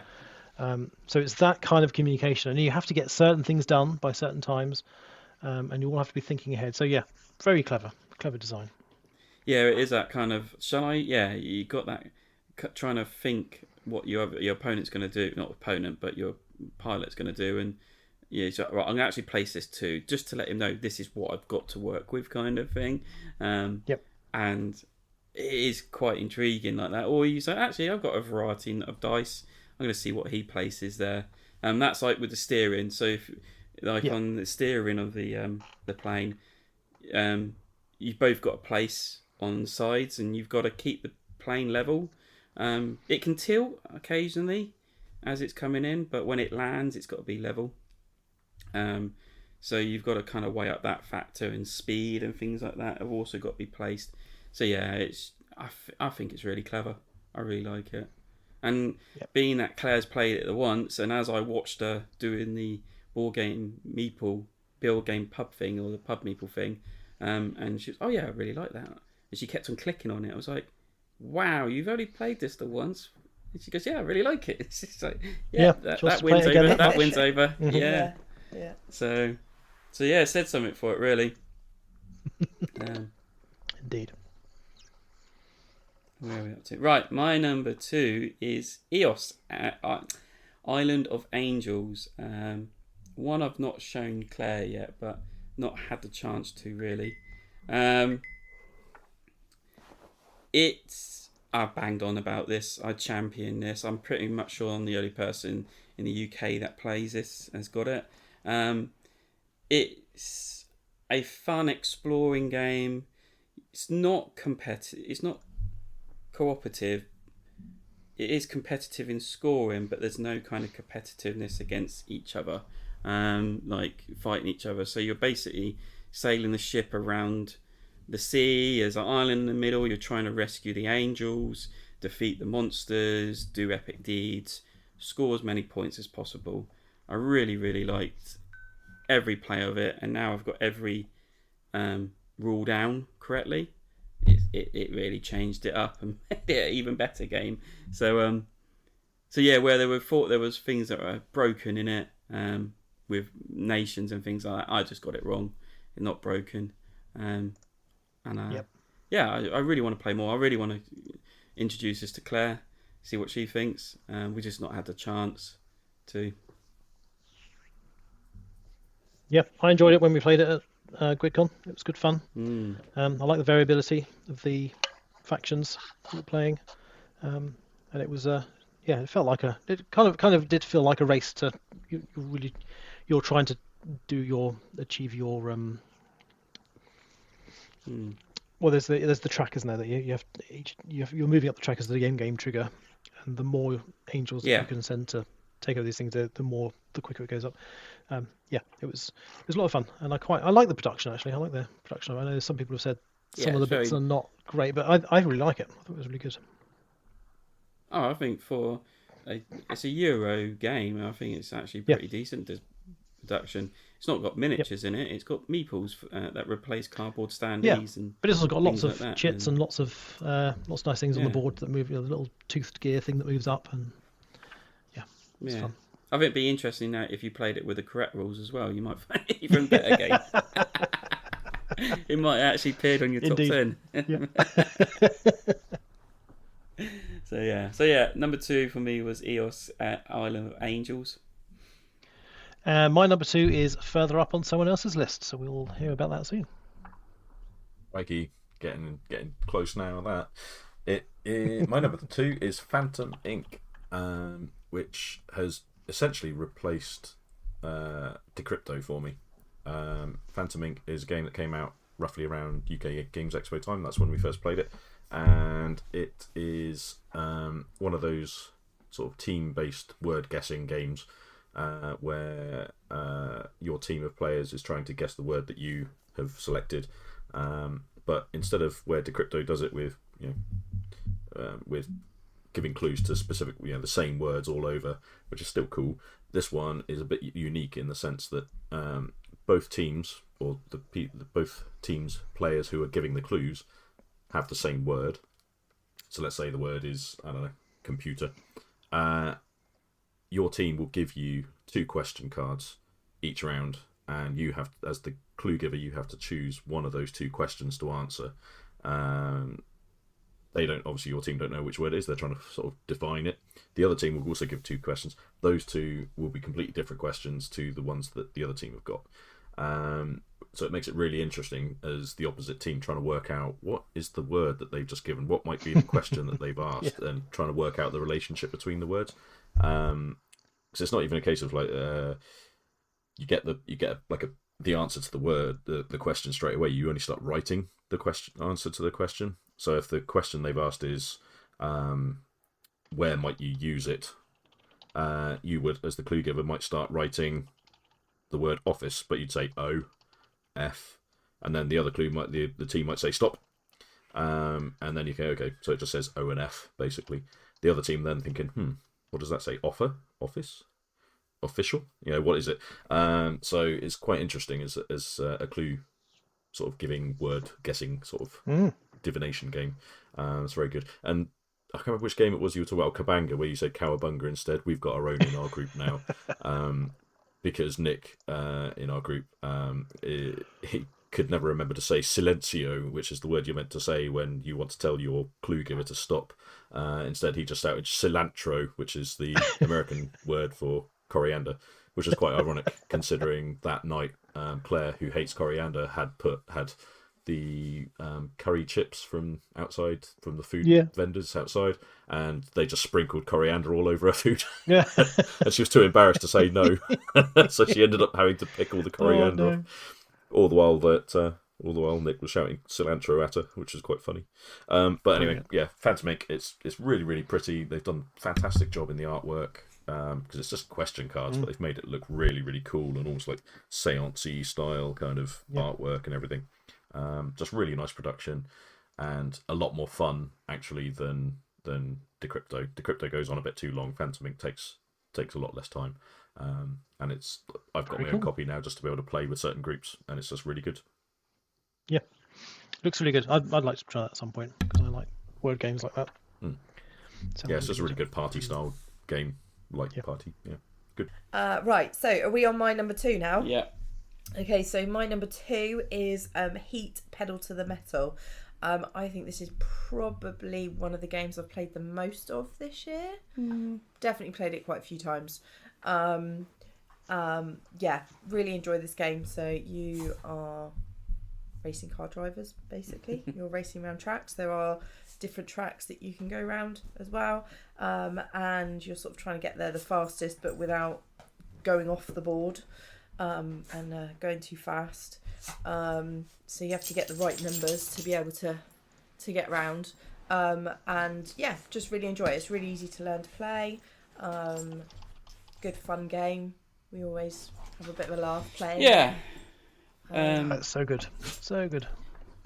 I mean, it's not on my list because I played it the year before, so Indeed. It would be up there. Wait, shut up. Yeah, it is one of those. It's a simple racing game, isn't it? Where we've played where it feels like a proper race.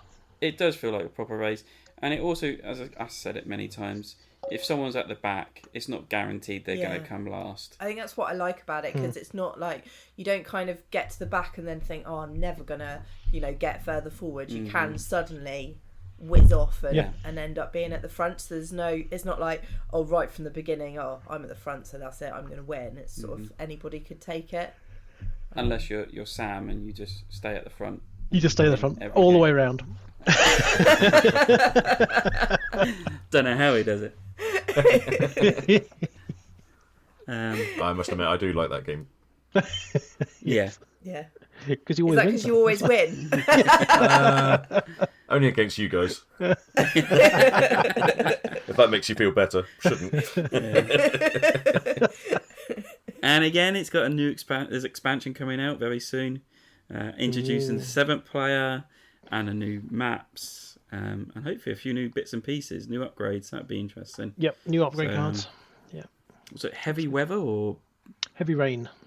Heavy rain. Yeah. So yeah, it'd be really interesting what they come up with that. Yep.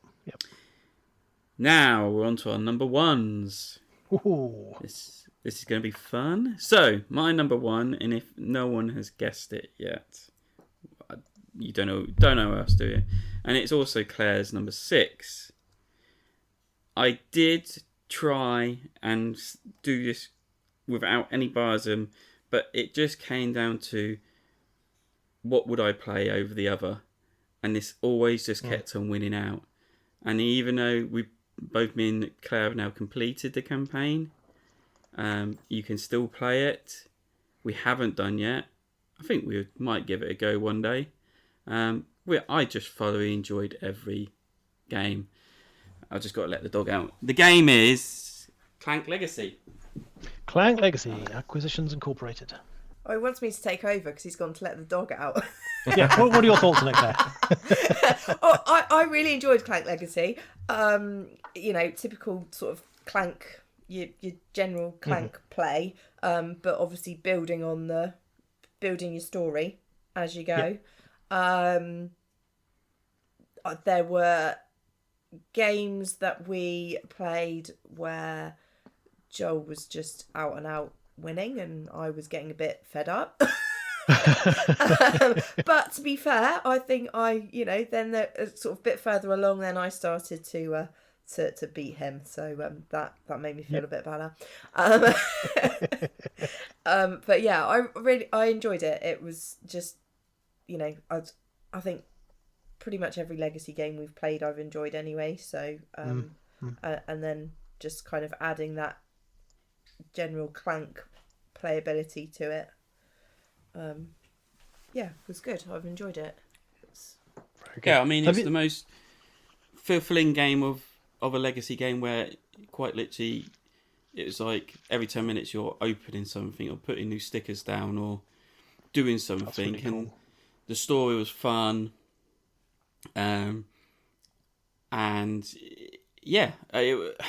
just loved the experience of it and creating our own little Legacy Clank game. Yeah, it'd be interesting to play it again now that we've kind of created that game and then it's just kind of there.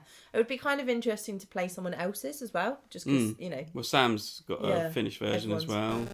Going to have a slightly different experience by the end of it, so... And it'd be interesting. There is still quite a lot of content that we never unlocked, and it kind of feels like a down on it. Like there's all this stuff that we just didn't see or do, and loads of stickers we didn't put down, and it feels a shame in a way. But I don't know. It's the aspect of a Clank Legacy game at the end of the day. I think is you shouldn't get to everything. You shouldn't be just unlocking everything towards the end. But it's the symptoms of the choices you make, isn't it? Essentially, it's like if you I can't remember any of the specific details now, but if there's like a character that you meet along the way, you can either essentially remove him, kill him, or whatever the choice is, or he stays in place, and therefore and then the sticker that gets put on the board is either, it's one thing or another. It might be a ghost sticker because he's now haunting the place and he's a phantom thing that's going to go in the bag, or it might be a place that you can go to get a small item each time, a small treasure or whatever. So it's everyone's in theory, everyone's will be slightly different, and I like that. That said, I've not played my finished board since I finished it. Maybe I ought to try that at some point, really. But it is a fantastic experience, and it's the only Legacy game I've played to completion so far. So, wow, it's fantastic. And you're looking forward to number 2? New one. Yeah, hopefully. I think that should be out this year, shouldn't it? Number 2. Yeah, I think it's due in June. I think, isn't it? Something like that. Nice. Yeah.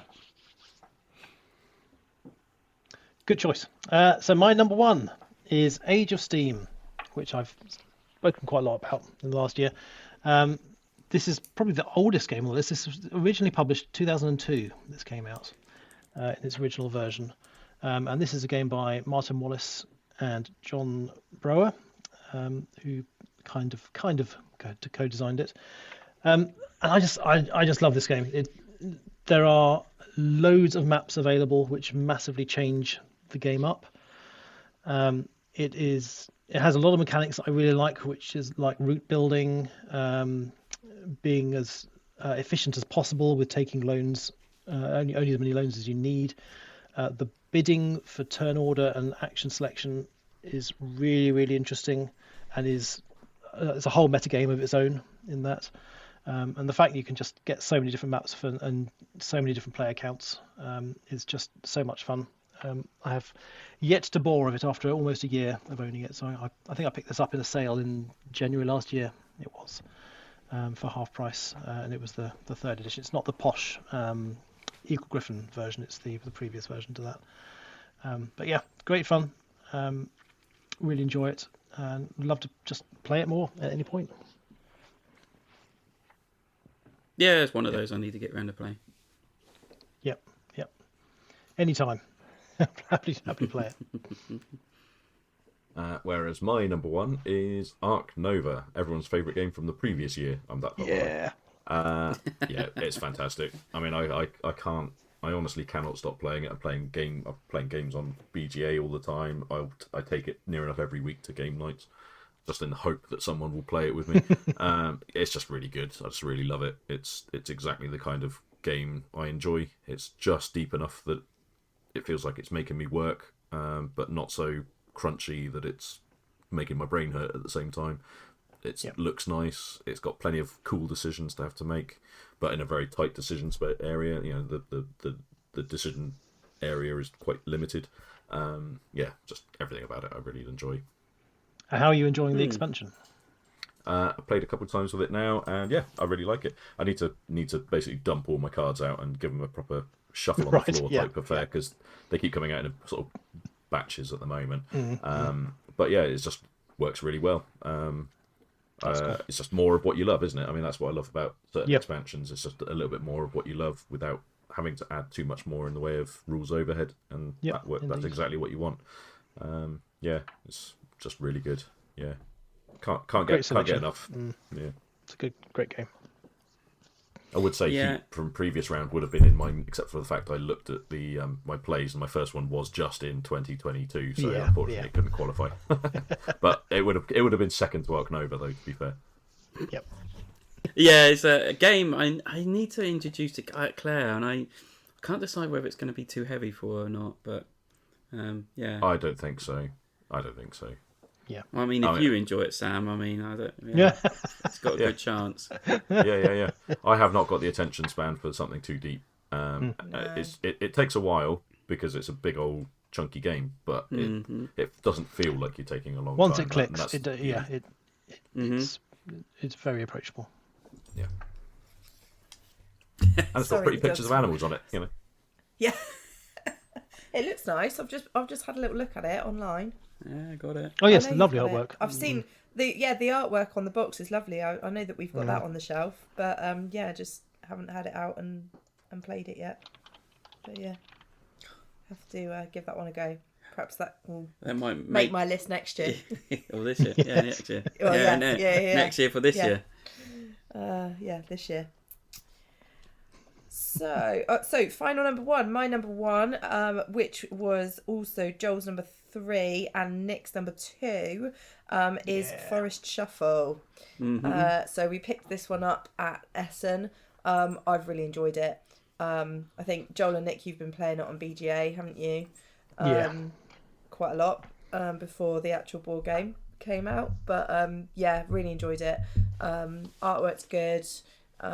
Easy to learn, which I always like. I'm not very good at games that are complicated to learn. I get a bit fed up. It was really easy to play. Really enjoyed it. I even put my own little extra spin on it, didn't I? So you play hardcore mode. I did. I made my own hardcore mode. Still won. And we've played it. We've played it 2-player, and we've played it 4-player. Yes. Yeah, we haven't played it. Nigel and his mate. We played it 4-player, and really enjoyed it. So even as a 2-player, enjoyed it as a 2-player as well. I think it probably adds. It adds to it a bit more when you've got more of you.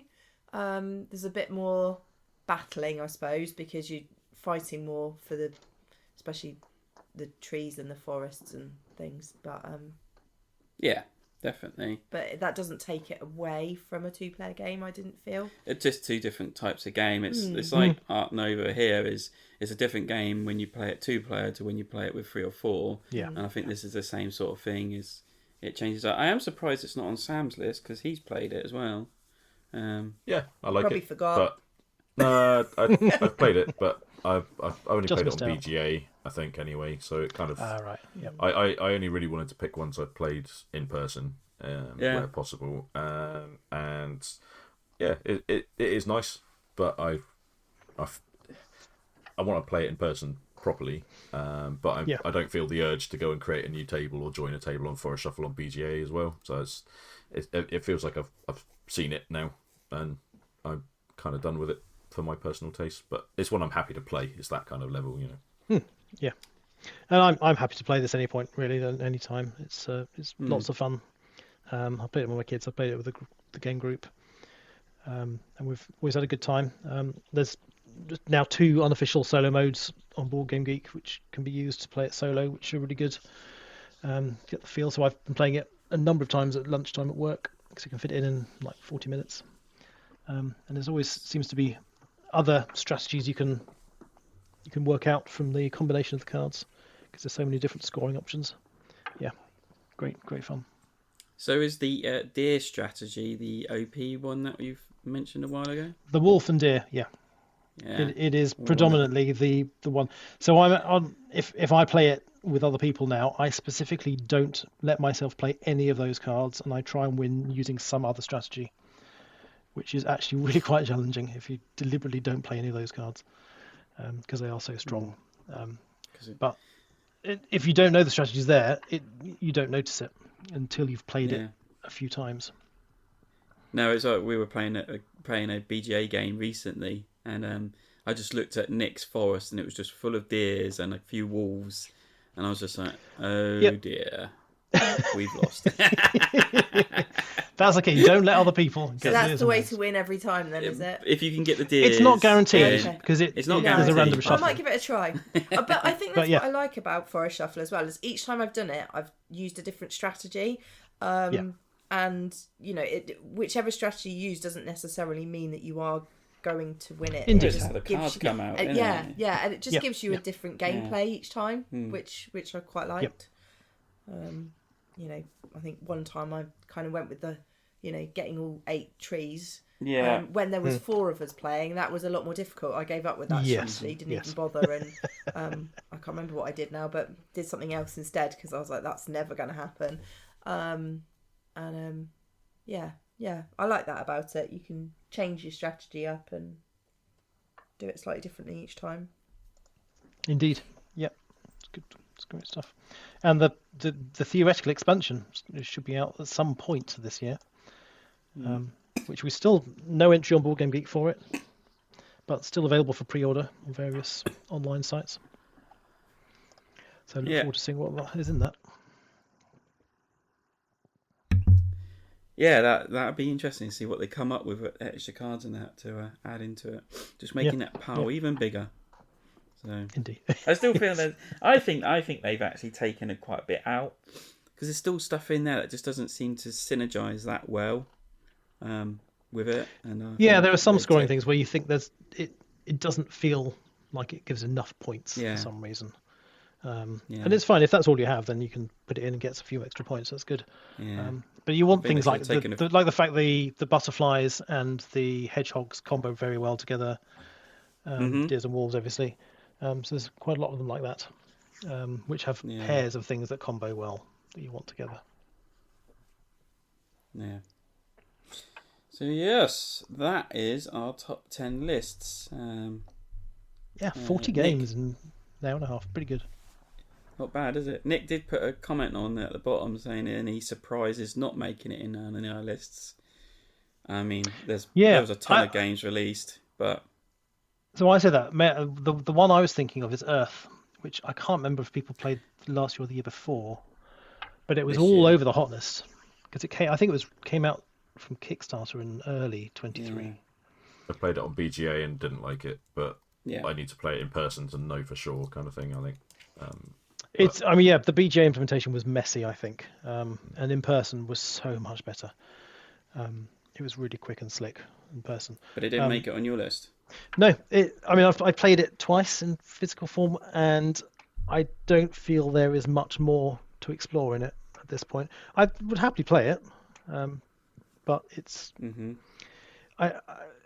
It was played probably for 2 weeks at the club, and then it wasn't played again. And unlike Arc Nova, which was played almost every week for almost a year, this just disappeared after a couple of weeks, which is surprising because it feels like a simpler version of Arc Nova or Terraforming Mars, and yet I didn't think there was enough interest after a few games. No, it just died out, isn't it?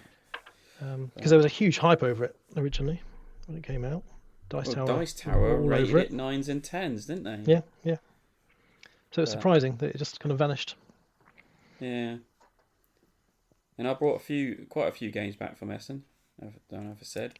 And only Sky Team and Forest Shuffle made it onto it. Out of the ones I brought back myself. Yep. So yeah. It and is Cabanga. Got that. And Cabanga. That's on yours. Yeah. But we got that there. We got that as well. So yeah, it is surprising. I mean, I played Evacuation, and I mean, I've only played one game. It's all right. Probably need to play more, but I still really want to play it. Yeah, I've still got that, Nick. I haven't got rid of that yet. Yeah, at some point we'll play that. I did bring back Nucleum. Is it Nucleum? Yes. The board and dice game, and I actually sold that. Before you opened it. Before even opened, I just sold it. I was just like, this could be way too heavy. I was not playing this, or not playing my copy. I play someone else's, but I just didn't see myself getting around to it anytime soon. So I took an opportunity to sell it. Yes, so that's it. So yeah, let's finish this up. Coming up, we are going to make a few changes to the podcast. We're going to sack Lewis because he never turns up. No, I'm kidding. Absolutely kidding. Poor Lewis. But we're going to try and release a podcast almost once a week. They're going to be shorter, hopefully 45 minutes, no more. And just trying to get some more content out there. It's going to be great for me because I'm going to have lots of editing to do. And we'll see how it goes. We'll try it for a few times running and see if it works out. And try and keep Lewis on the tight leash of not making it overrun. And go from there. And then hopefully some other plans.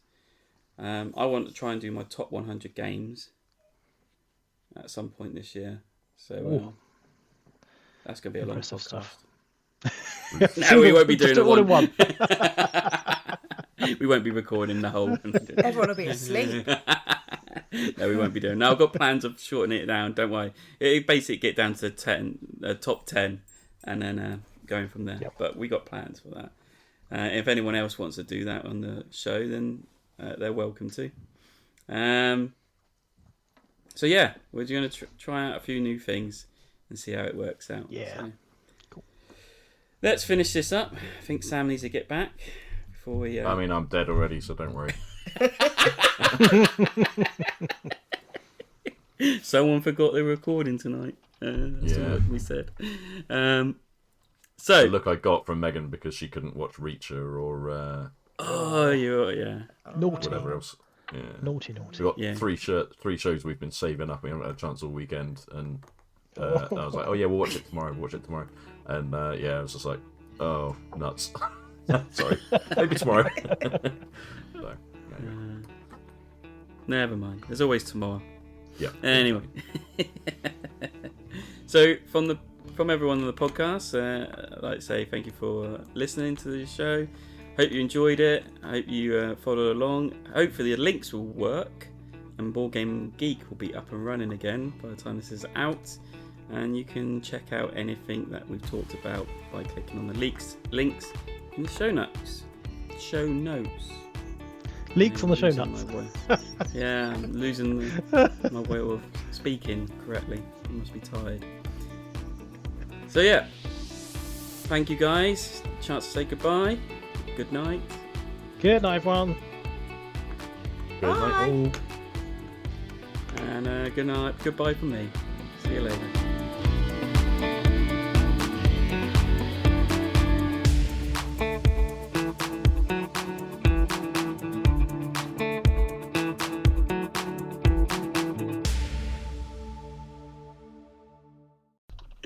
And also Nick's changed this. Like I read it before, and he's suddenly just changed it all. He's ironically at a Christmas do instead of recording. He's missing Lewis AWL Lewis AWOL. Start again. Nick, why do you do this to me? Right. He's got to keep you on your toes, Joel. He's ironically at a Christmas do instead of recording. We're missing Lewis AWOL Lewis. No, we're not. Oh, it started so well, and it's just all gone downhill. Holt. Love it. No, it's not even Holt. It's Jones. It's written on the script. It's all for the outtakes. Oh, dear. Yeah. Anyway, moving along. We're moving along. A game of it. But hey, got it now. Yeah, well, I still I'm haven't played it. waiting for I'm my copy really to come in keen to from give it a People's try. Corner, and I kind of wish I'd got. Can you hear me? Oh yeah, now we can. What? I hope I was talking for about 5 seconds there without anyone. I'm waiting for my copy to come from me. Cool. Yeah, we just need 5 minutes. Claire's had to go off. I heard Honey in the background there shaking. Honey's joined to fill in for Claire. Yeah. Honey, you going to do Mum's number 2? Yeah, Honey, what do you think of number 2? Just give me the side eye. Huh? Probably. Let's see, how's BG doing? Still down. Still down. Goodness me. It is. It's never been down this long. It's like, yep, they're recording. Well, apparently they were having some database problems after their maintenance last week, and bits have been going wrong. So I wonder if they're having to do like a restore or some database restore. Maybe. It's a bit worrying. Yeah. Right, she's back. I'm back. Sorry. Hooray. Ready?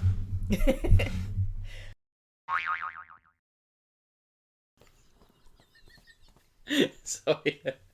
Honey has just like walked all over Claire. She had to move and think quickly. She's just going to walk right across the laptop. You do it. Right.